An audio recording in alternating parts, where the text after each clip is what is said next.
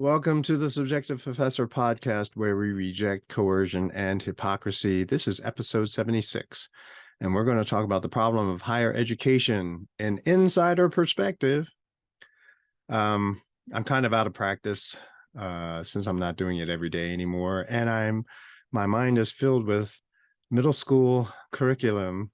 But nevertheless, we're going to get through this. Also, since I'm not doing it as frequently, I can kind of take my time. And so this episode will be a slightly longer than I normally would make it. Not that any of you would care, but here we go.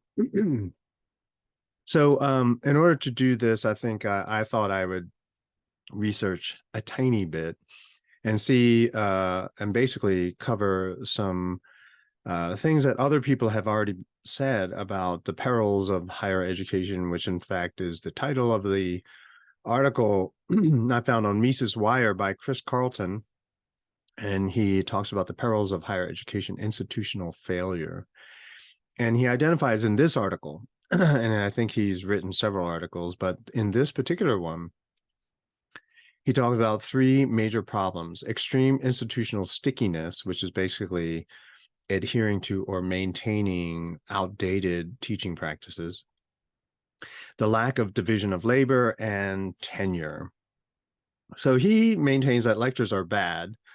It's not a good format, and it seems like he's favoring discussion. There is value in discussion, except no one knows how to discuss anything anymore. And most people have nothing in their heads. And so when they do their discussion, they're simply having their discussions in a box. And we talked about living in a box earlier, 60 episodes ago. But so lectures are only bad if you're not really saying anything new, right? If you're just simply giving a lot of information that could be found in a book. Okay, fine. Yeah, I get it. Sure. They're not very effective. But he says that a lot of professors will use lectures because they don't really know the material themselves. True, I guess I can agree with that. And a lot of the instructors at the undergraduate level are graduate students who have never taught a class before, and now as part of their scholarship, right? Because that's how grad students who have scholarship are given scholarship, is that they have to teach a class. They teach a class, and the idea is that they get teaching experience, so then they get paid. So there's that. So the lectures are bad. Lack of division of labor. So I think there probably was a point in time where there were administrators who just simply administrated. They weren't necessarily the instructors. They weren't necessarily PhDs, or maybe they were PhDs in university administration. But generally, the administrators of various departments were not the instructors. So they were separate category. I firmly believe that. I've heard some stories in the past where that might have been true, but because of labor disputes and personnel decisions, you can see that a lot of professors got upset, and so they would turn around eventually and say, only professors can become administrators, right? So what you see is often no one wants to be the administrator because it's just a tremendous amount of paperwork, just lots of meetings. No one wants to do it. And so generally it would be the best instructors become administrators. And that's because they're not really thinking in terms of tenure. They're not writing and researching constantly. And so therefore they're given these admin positions, which means there are fewer good teachers teaching in any given department. This also creates other problems, like there aren't professors around anymore who can give good advice, tenure, and then the next problem, of course, is tenure. Tenure supports bad teachers, just like in public schools. They protect bad teachers because as long as they're publishing, then they keep their jobs. And also tenure creates the incentives where the focus is not in teaching, improving your teaching, but rather continual publication. And so Chris Carton says that then what you begin to see is a general pattern where good teachers only do mediocre research, like only read a couple articles to do a podcast episode, or great researchers who are horrible teachers. So tenure doesn't protect teachers, who are pushing back against trendy ideas, but rather tenure protects radical, trendy people, which are often very self-destructive. Timothy Terrell gave a lecture at the Mises Institute annual conference for students down in Auburn, I believe. He gave a lecture, and the title of the lecture was Higher Education in Crisis. And he first mentions the soaring costs of higher education, obviously because there's government interference. Then he goes into ineffective teaching, and part of, the reason why a lot of people will go and be willing to learn under professors who really can't teach is because they were told that college grads make more money than non-college grads. But of course, we have to take in consideration that in order to create those graphs where college grads are making so much money, is that you're going to include people who graduated a long time ago, and so their incomes are a lot higher. But the same argument could be made for people who didn't go to college. Their incomes could be greater as well. Like, I've met a bunch of roofers over this last summer, and the impression I got was that they were making a lot more than I would ever make as an instructor.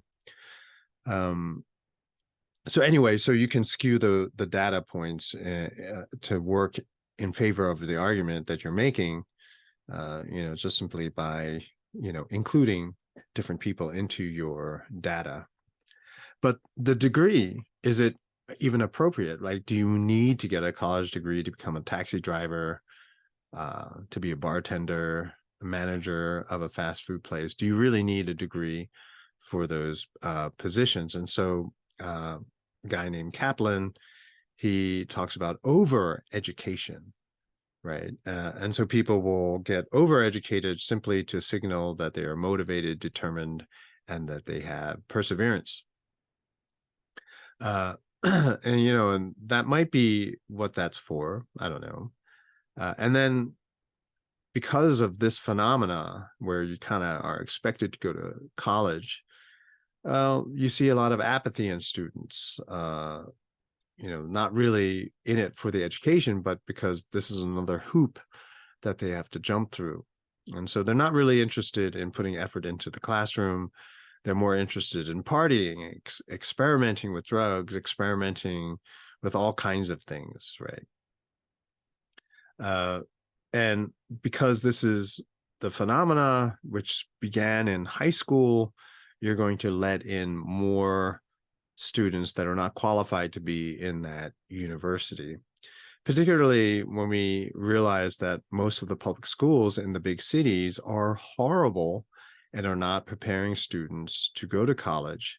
You need to have remedial classes, and even with those remedial classes, the students are not really into studying as a whole. And so you have grade inflation to accommodate for that, et cetera. So you can graduate them, right? Because you're not going to take all their money and then turn around and say you can't graduate. So you have to let them graduate. And so you have a lot of students who never really studied a whole lot getting a degree. Then he talks about, Timothy Terrell talks about the enrollment cliff, and the birth rate has just dropped off a cliff. It really has. So the number of people who might even consider going to college, that's in steep decline. And we can thank the government for that. With the housing crisis, a lot of people, they started having smaller families. College funds dried up. And so not only do you have smaller families, but you have less money to pay for tuition. And then, of course, there's the problem of stifled academic discourse. Diversity is okay as long as you say what everyone else is saying, right? So fake diversity, fake debate, fake discussion, because everything that is not approved is hate speech, right? And a lot of people are just getting tired of that. It's not fun when you walk into a class and everyone says, well, because of the color of your skin, you are a racist. It doesn't matter what you've done in your life. It doesn't matter what you are actually thinking. You are a racist.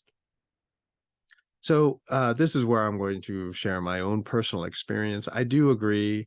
I can't disagree with anything that was said above.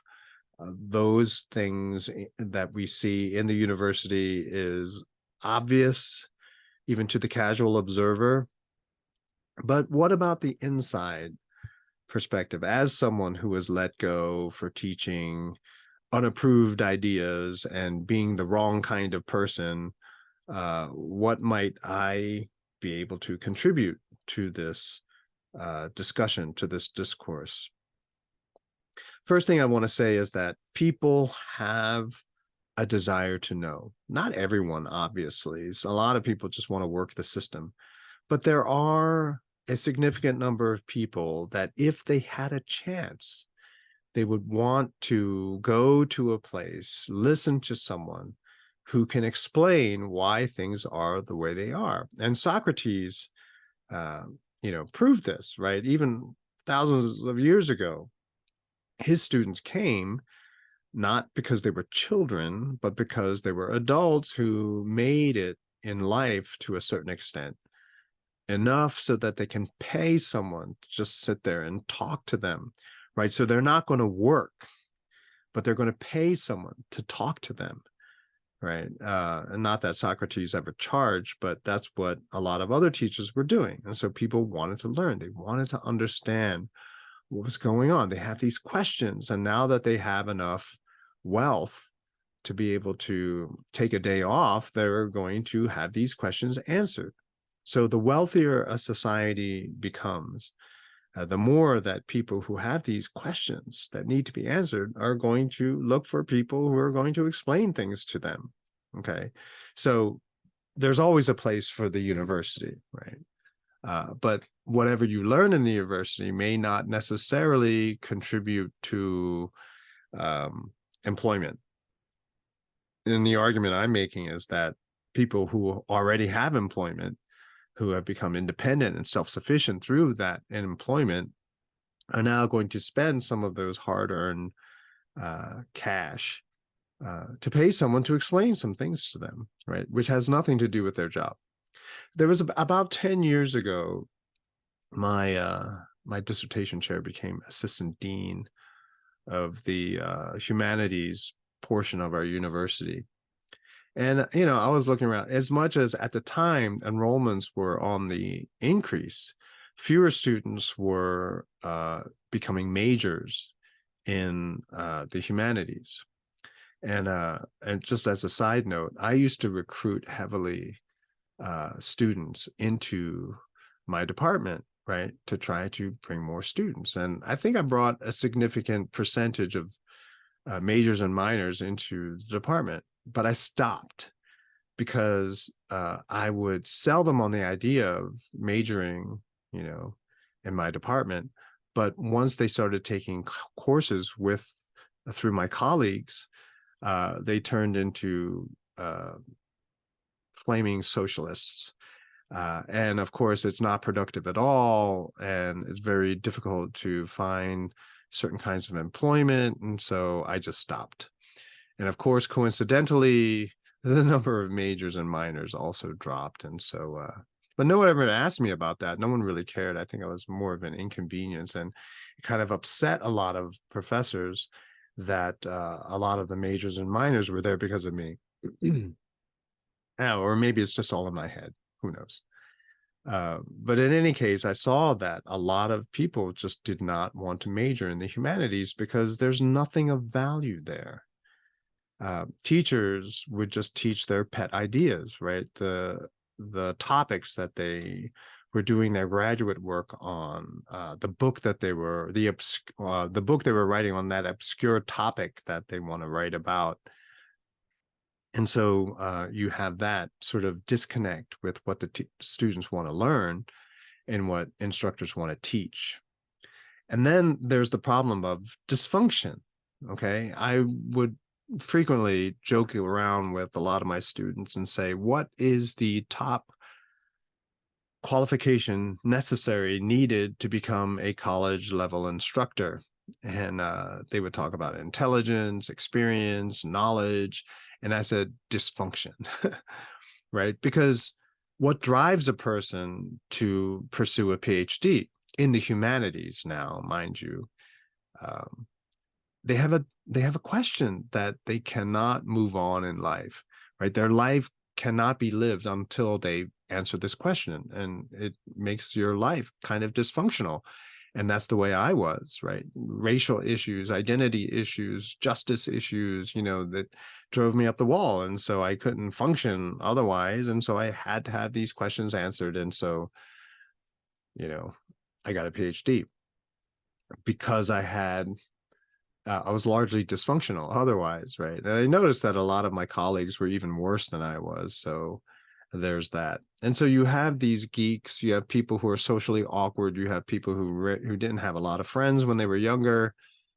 Now they're college instructors, right?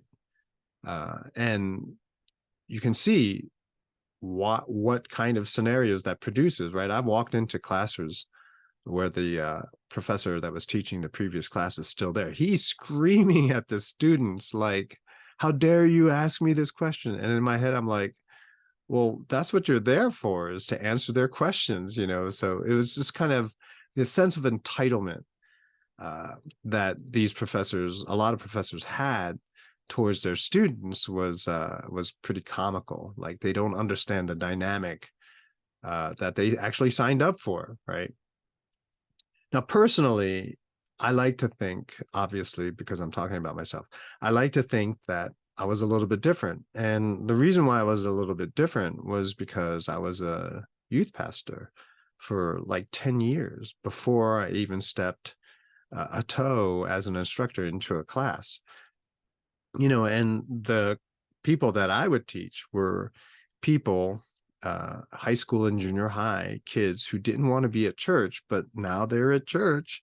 So how do you keep their attention? How do you get them interested in what you're trying to say? That was the challenge for me. And that's pretty hard, right? At least with college students, they're paying to be there. So they're going to at least try to learn something. But generally, junior high and senior high kids, they're forced to be there. They would rather sleep. So how do you get them interested in hanging on everything that you want to say? That became a skill that I, tried to hone and improve for at least 10 years. So the focus of my teaching was, was that, how do I teach value? How do I convey to the students that I'm teaching them something that they really got to learn? And that if they miss it, they're the ones that lose, right? And so that was the way that I would try to develop my teaching methods. And so, it got me thinking that this is kind of, whether or not other people have said it, I don't know. But this is the purpose of the humanities, to inform all of the departments in the university how to improve their major, right? So you got engineers saying, hey, we don't need humanities, we just do math all the time. Yeah, but how do you do it better, right? How about applying those ideas to a better project, right? And that's what I would do, is I would try to show people how they can innovate in their field, right? So through teaching the best ideas, you can then sort of spark or trigger, or at least get people looking in different areas of their field to find where they can, something different that they can explore, or application of an idea in an area that wasn't used before, that kind of thing. My program where I was teaching did a collaboration with the business school at my school. And it was about innovation. Like, you had to try to teach students how to innovate, come up with new ideas in the business school. And I was all about that. That's something that I love doing. And I would argue that of all the teachers that signed up to do that, my students had the most creative, bizarre ideas. And I've shared some of them with you in a previous episode, right? So creative ideas applied, or thinking out of the box. How does that play out?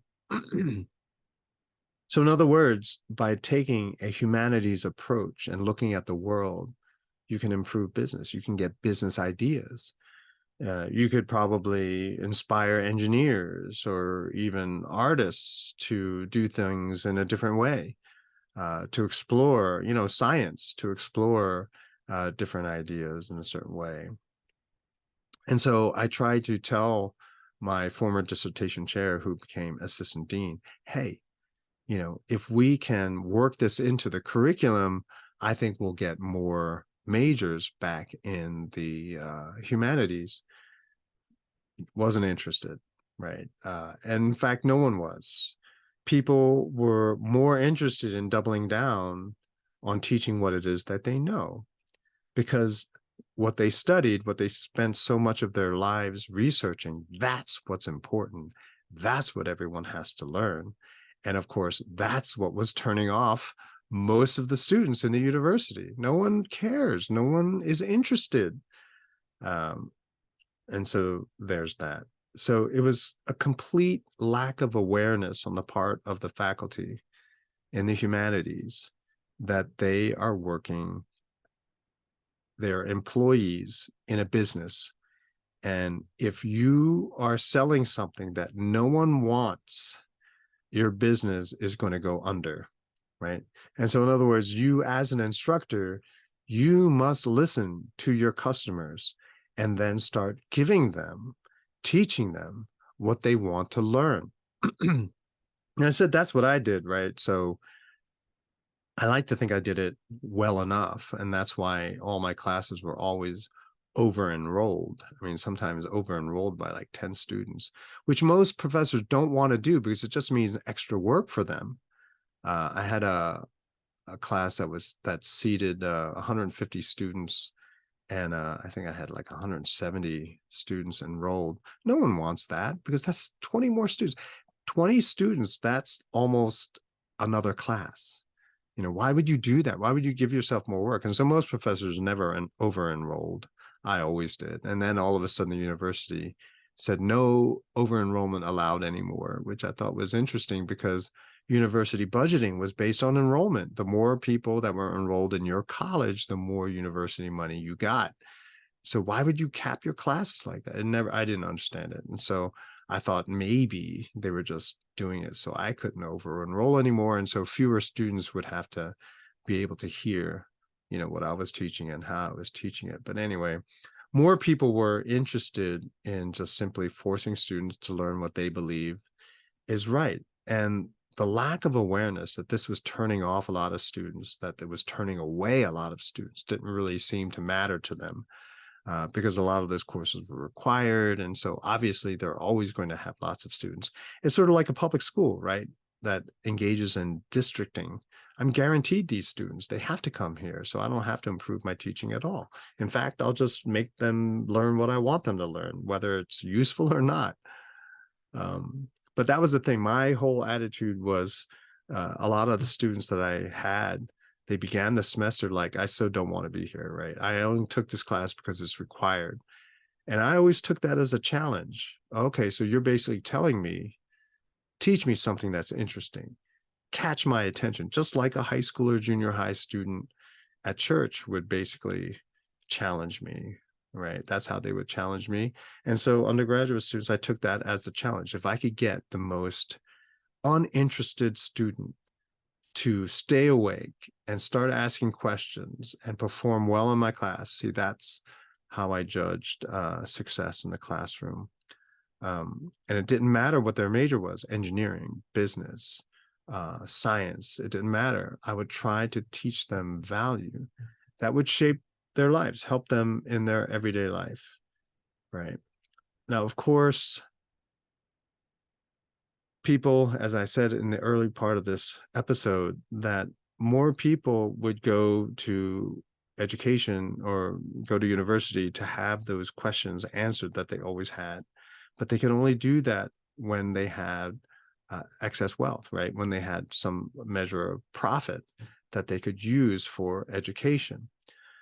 If and when the economy crashes, as so many people in the Austrian tradition and the free market field area of life sees, right? And it's just a question of when, then people are going to have to return to real jobs, right? Real, actual making other things jobs, making things that other people wear, making other things that people consume or use to improve their lives. People are going to have to return to that. And then the university will surely collapse in that kind of environment.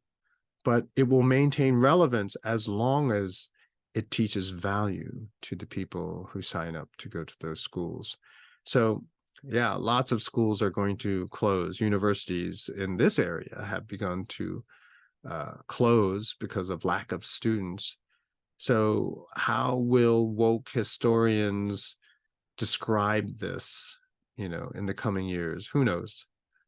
But the reality is that professors themselves will have to come and get in touch with their more industrious side, or else not have enough money to buy food to eat. But that's when I think most people will realize, most professors will realize that this problem that we're facing right now in higher education is a result of their leaning to authoritarianism, their desire to control others, their desire to impose their will, their agenda on others. It's not something you just see in government or the church, but it is there as plain as day in the university. And that's it for this episode. So I will talk to you in the next.